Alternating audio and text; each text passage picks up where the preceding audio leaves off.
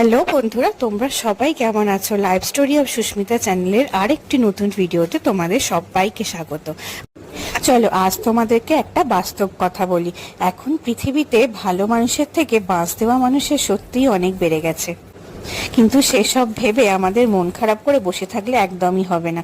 সেই সব নিয়েই আমাদেরকে চলতে হবে।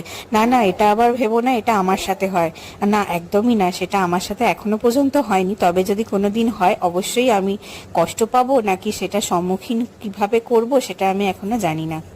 তোমরা যদি কখনো এরকম মানুষের সাথে সম্মুখীন হয়ে থাকো, তাহলে তোমরা সেই সিচুয়েশনটাকে কি করে হ্যান্ডেল করেছিলে আমাকে অবশ্যই জানিও। যাকগে, ছাড়ো এসব কথা। এই দেখো, পাপান আমাকে কি সুন্দর খাইয়ে দিচ্ছে। পাপান যে কবে এতটা বড় হয়ে গেল বুঝতেই পারলাম না।